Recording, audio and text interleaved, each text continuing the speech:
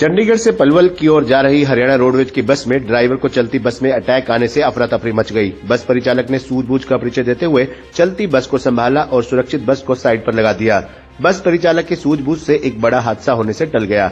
घटना की सूचना तुरंत पुलिस को दी गई। सूचना मिलते ही पुलिस मौके पर पहुंच गई और ड्राइवर को स्थानीय अस्पताल में दाखिल करवाया गया। बस परिचालक नरेंद्र कुमार ने बताया कि मंगलवार के रात करीब 11:30 बजे हरियाणा रोडवेज पलवल डिपो की बस सवारियों को लेकर फरीदाबाद के लिए रवाना हुई थी और जैसे ही अलसुबह करीब 2 बजे घरोंडा सीनियर सेकेंडरी स्कूल के सामने ओवरब्रिज पर पहुंची तो अचानक ही बस ड्राइवर प्रताप की तबीयत बिगड़ गई और देखते ही देखते प्रताप चलती बस में ड्राइवर सीट पर ही बेहोश हो गया। परिचालक नरेंद्र ने बताया कि वह उसके समीप ही परिचालक सीट पर बैठा था और जैसे ही बस का संतुलन बिगड़ा और बस डिवाइडर पर चढ़ गई तो बस में बैठी सवारियों में अफरा तफरी मच गई। हादसे के समय करीब 20 सवारियां बस में मौजूद थी।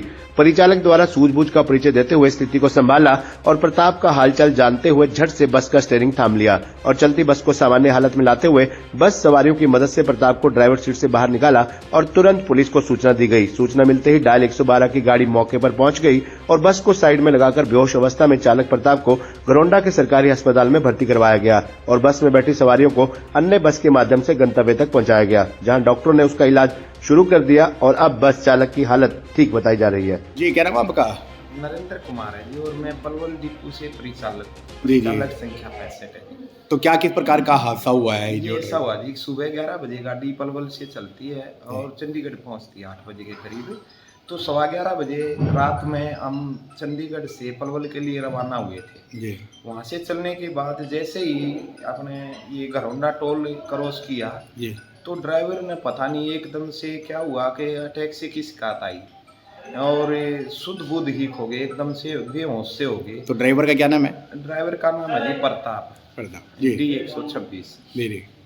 तो फुटपाथ में गाड़ी टकराई हल्की सी, तो मैं एकदम फुटपाथ से टकराई गाड़ी घरोंडा टोल क्रॉस करने के बाद। जी। तो मैं एकदम से यूँ देखा माँ की बात, तो इसके पास पहुंचा मैं, क्योंकि बीच सीट में पीछे निचली सीट पे था। जी। तो देखा तो ये एकदम से बेहोश सा हो यार, साइड में पड़ा हुआ था। जी। तो मैंने फिर एकदम से विचलित तो मैं भी हो गया, लेकिन स्टीयरिंग संभाला सबसे पहले। मैं कहा गाड़ी ना टकरा दे, क्योंकि सवारियां बहुत सारी थी और रोंग साइड में दूसरी तरफ न उतर सके थी, गाड़ी पलट भी सके थी, एक्सीडेंट की पूरी संभावना थी। क्योंकि हाईवे हो गया जी, एक सेकंड में आगे पीछे साधन।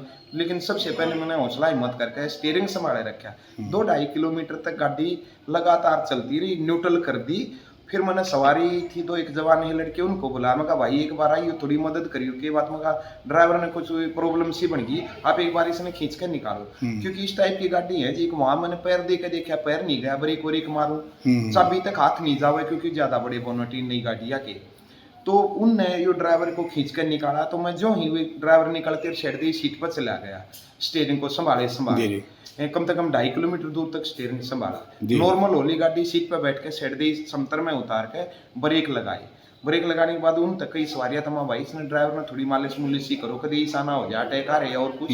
मैंने रोक के गाड़ी साइड में और फिर तुरंत पीसीआर को कॉल किया 112 नंबर पे और एम्बुलेंस को किया। पीसीआर वाले तुरंत 10 मिनट में आ गए। ये भी उनकी बहादुरी और समझदारी, करंट में हमारी सर्विस दे पाए। ठीक है जी। इसको सिविल हॉस्पिटल भेज दिया जी तुरंत में। मैं सवारियों के पास रुका रहा 10-15 मिनट तक। जी। पीछे से कोई पलवल गाड़ी डिपो की कोई दूसरी गाड़ी आ रही थी, उसमें बैठा कर उन सवारियों को फिर वो पीसीआर के माध्यम से ही मैं यहाँ सिविल हॉस्पिटल आया। तो क्या बताया डॉक्टरों ने हॉस्पिटल में? डॉक्टरों ने बताया जी कि इनको बीपी 197-98 के करीब पहुंच गया था और अटैक की संभावना थी। लेकिन गनीमत ये रही, समझदारी से किसी भी प्रकार की अनहोनी से बचा गया, क्योंकि ड्राइवर भी सुरक्षित है और सवारियां भी सुरक्षित रहेगी और गाड़ी में भी किसी। तो इलाज रात को समय रहते मिल गया है जी? इलाज मिल गया था रात को? डॉक्टर आ गए थे? इलाज बहुत बेहतर इलाज दे पाए जी। तुरंत में हमारी पूरी तरह से सेवा की इन्होंने, डॉक्टरों ने, और संभाला इसको। तो अब कैसी तबीयत है? अब तबीयत नॉर्मल है जी, नॉर्मल, क्योंकि बीपी अभी भी 147-48 के करीब है, लेकिन ठीक है पोजीशन। तो आपने सूचना दे दी अपने डिपार्टमेंट को? सूचना डिपार्टमेंट को, डीआई को भी बोल दिया जी और जीएम साहब को भी बोला था, लेकिन वो किसी कारण से फोन रिसीव नहीं कर पाए। लेकिन ड्यूटी सेक्शन में मैंने 2 या 3 आदमी को बोल दिया जो वहाँ ड्यूटी सेक्शन के ओनर थे।